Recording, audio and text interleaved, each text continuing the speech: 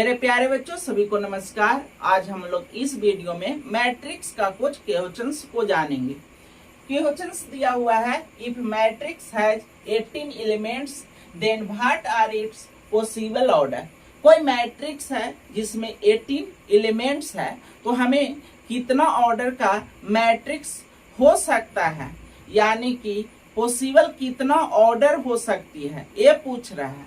तो यानी कि हम जानते हैं कि ऑर्डर जो होता है m क्रॉस n होता है, और अगर रो और कॉलम को आपस में मल्टीप्लाई कर देते थे वही निकलता था नंबर ऑफ एलिमेंट्स, यानी कि ये 18 के बराबर हम कर सकते हैं। तो अगर हम रो 1 लेते हैं तो कॉलम 18 होगा, यानी कि एक जो मैट्रिक्स प्राप्त होगा 1 क्रॉस 18 ऑर्डर का होगा। अगला मैट्रिक्स जो होगा 2 क्रॉस 9 होगा, 3 क्रॉस 6 होगा, 6 क्रॉस 3 होगा, 9 क्रॉस 2 होगा और 18 क्रॉस 1 होगा, यानी कि 1 2 3 4 5 6, यानी कि अधिकतम जो होगा, यानी कि जिस मैट्रिक्स का एलिमेंट्स अगर 18 होगा उस मैट्रिक्स का ऑर्डर अधिकतम कितना होगा, 1 2 3 4 5 6 होगा। समझ में आ गया होगा, यानी कि अधिकतम 6 ऑर्डर का मैट्रिक्स मिल सकता है। पहला होगा 1 क्रॉस 18, दूसरा 2 क्रॉस 9, 3 क्रॉस 6, 6 क्रॉस 3, 9 क्रॉस 2 और 18 क्रॉस 1 ऑर्डर का मैट्रिक्स प्राप्त हो सकता है। इससे और अधिक नहीं हो सकता है। अब नेक्स्ट क्वेश्चन हम लोग जानेंगे।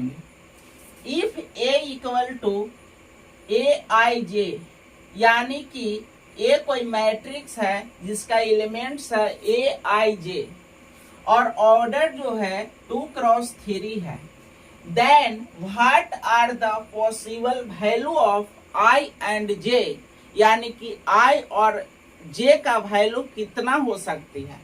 यानी कि ऑर्डर कितना है बाबू, 2 क्रॉस 3, यानी कि इसे m से डिनोट करते हैं और इसे n से, यानी कि i का जो वैल्यू होगा अधिकतम, यानी कि रो की संख्या अधिकतम कितना होगा 2, क्योंकि 2 रो है, यानी कि i का वैल्यू जो होगा 1 और 2 हो सकता है। और j का वैल्यू, यानी कि j जो बताता है एलिमेंट्स का पोजीशन बताता है, यानी कि वर्टिकल में कितना है, यानी कि j जो होता है वो कॉलम को डिनोट करता है, यानी कि 1 2 और 3 हो सकती है अधिकतम।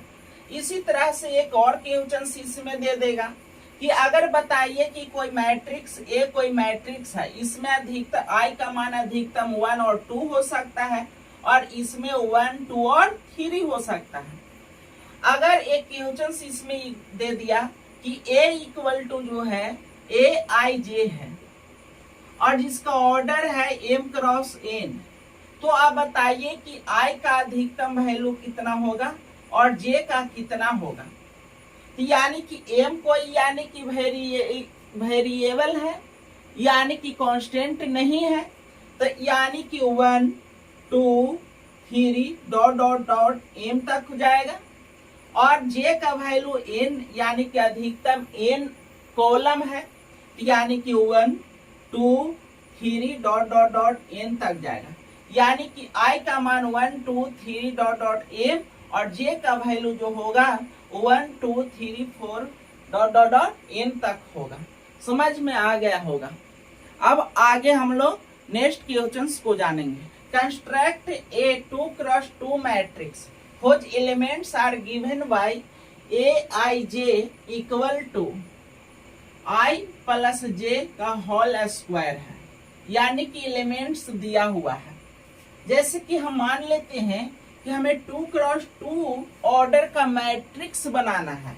जैसे कि लेट ए कोई मैट्रिक्स मान लिए, यानी कि A1 1 पहला रो पहला कॉलम, A1 2 यानी कि पहला रो दूसरा कॉलम, A21 दूसरा रो पहला कॉलम, A22 यानी कि दूसरा रो दूसरा कॉलम। ये 2x2 मैट्रिक्स का 2x2 ऑर्डर का क्या है, मैट्रिक्स तैयार कर दिए।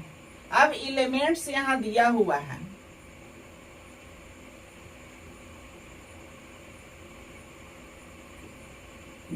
है, ए आई J equal to I plus जे का होल स्क्वायर।